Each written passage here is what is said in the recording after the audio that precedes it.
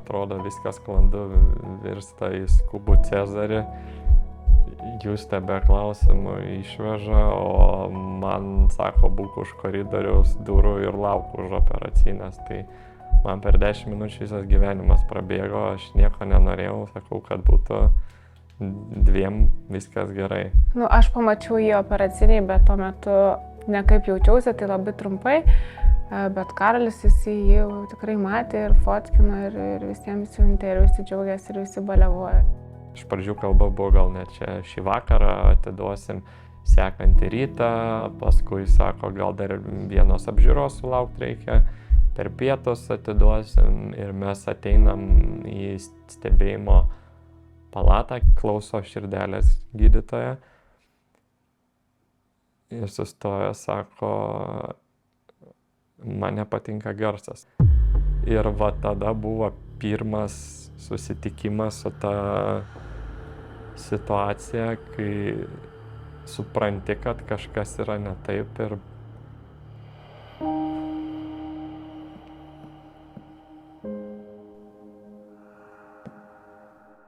nežinau, sunku pasikalbėti. Karolį labai sunku išmušti yra iš vėžių. Ir aš kažkaip bandau save ramintis, bet jis paima mano ranką ir jo ranka yra visiškai šalta. Jis sėdi visiškai šaltas, jis atšalęs, jis paima man tą ranką ir aš galvoju, čia tikrai negali būti, jeigu jo ranka tokia, čia tikrai negali būti gerai.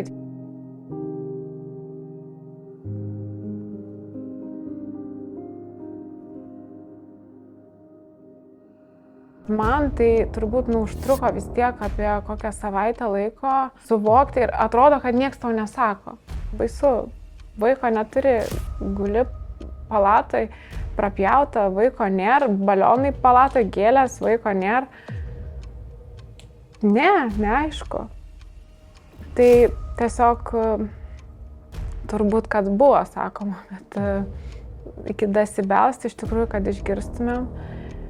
Ir kaip tą pasakyti, turbūt tėvam irgi labai svarbu.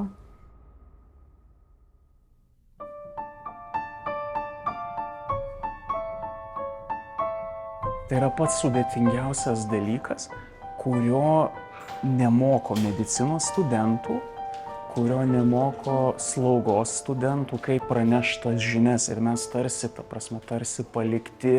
palikti vieni. Tiesiog kalbi, padarai pertrauką, tuomet vėl viską paaiškini iš naujo ir paprašai, kad jie papasakotų, ką suprato.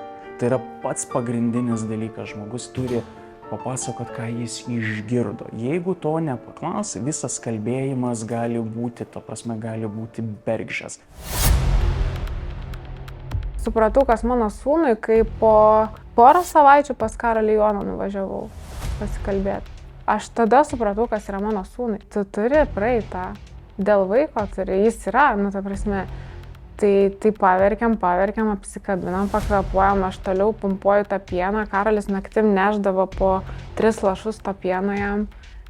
Vėl paverki, vėl. Tai niekaip kitaip, vienas kelias yra. Bloga naujiena yra gerokai lengvesnis emociškai dalykas negu nežinomybė.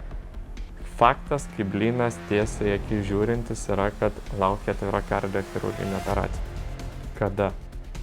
Ar čia ateisi po 2 savaičių ir pasakys, ar ten kai kuriais atvejais ateisi po metų, 1,5 ir tada kažkas tai toj visoj nežinomybei reikia išbūt.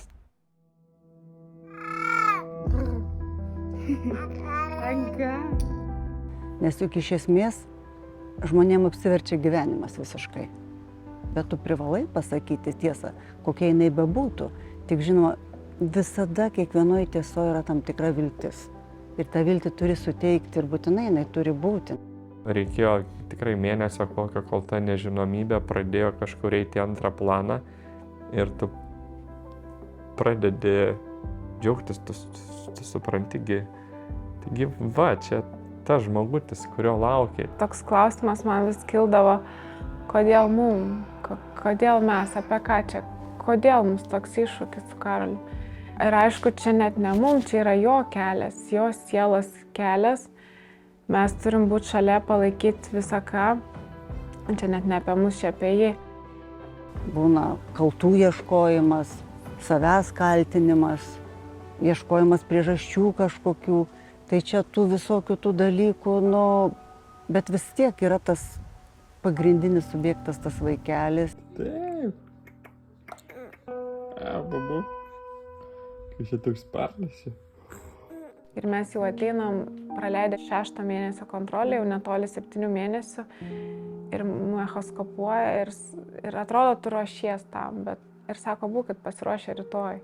Tarsi, nu, tu žinai, kad ta diena turi ateiti, bet...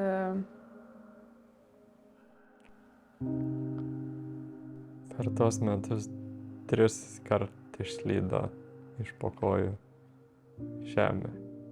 Prieš pat cezarinę planinę, tada į tą echoskopiją žiūrint, kur dar nieks nieko nesako, bet matai maišymasi. Ir kai pripranti kažkuriam etape prie tos nežinomybės, džiaugiesi, matai vaiką jau supranti, kad jisai neturi simptomų. Iš tikrųjų labai baisu prieš operaciją.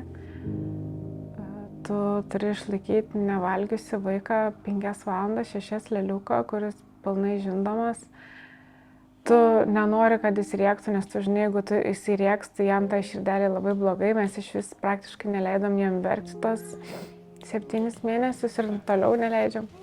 Aš nebuvau šalia, nes, kad neužuostų pieno ir Karolis nuo ankstaus ryto atvažiavęs jį ten nešiojo po koridorius, dainuodamas dainelės ir viskas. Ir tą minutę iš tikrųjų aš galvojau visaip, kaip čia bus. O buvo taip, kad buvo ramu. Pasitikėjimas buvo didelis ir tas jausmas nebuvo toks blogas, kokio galbūt galėtum tikėtis.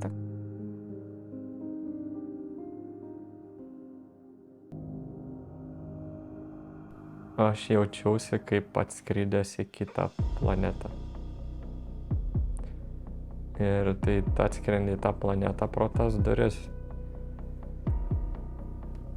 Kai praeini tas visas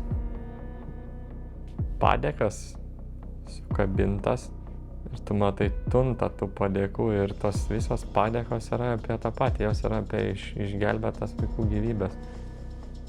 Širdies chirurgai yra tarsi pilotai orlaivių. Gydytojai įgimtų širdies ydų chirurgai, kurie specializuojasi virš širdies chirurgijos, yra prilyginami tarsi karinių naikintuvų F-22 pilotų, kurie, ta prasme, atlieka labai konkretų darbą. Jų nėra daug, jų daug nereikia, bet tai yra tie žmonės, kurie ateina į tą vietą, kur niekas kitas nenori ateiti.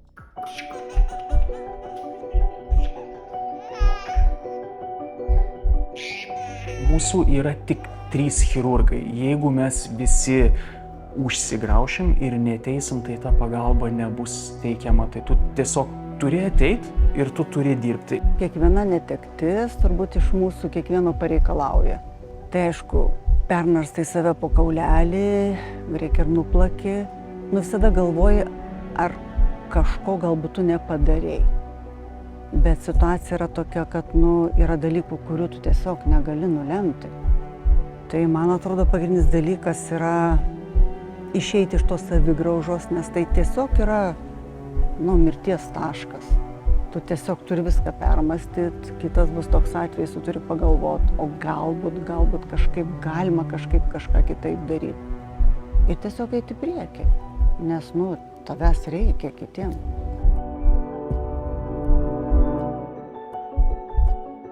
Kiekvieną dieną 5 minutės, kai nuskamba žadintuvas.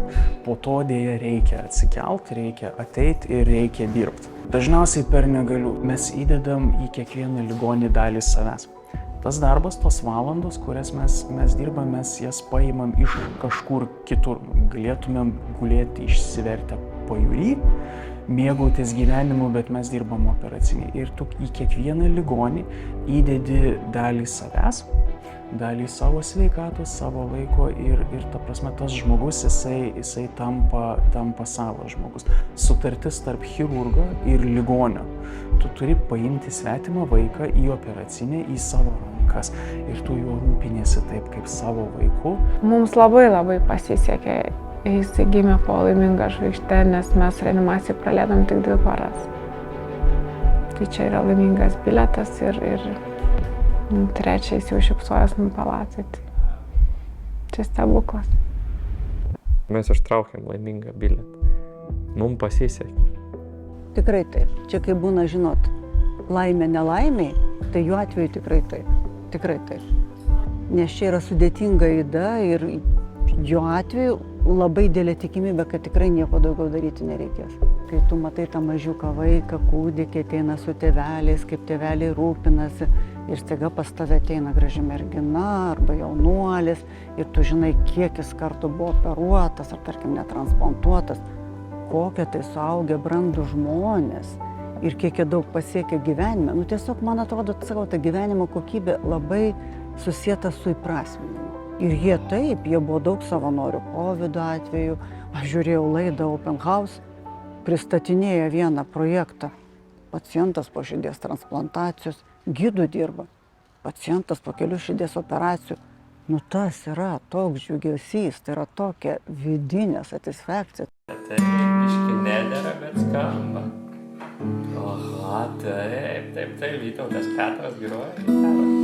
Jisai mums atvėrė širdį atvirai, pilnai, tiesioginė prasme.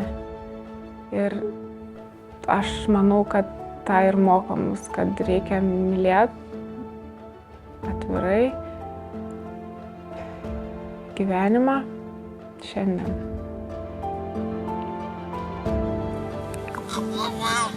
Taip, nemėgsti, tu kai deda, tai bandai pabėgti.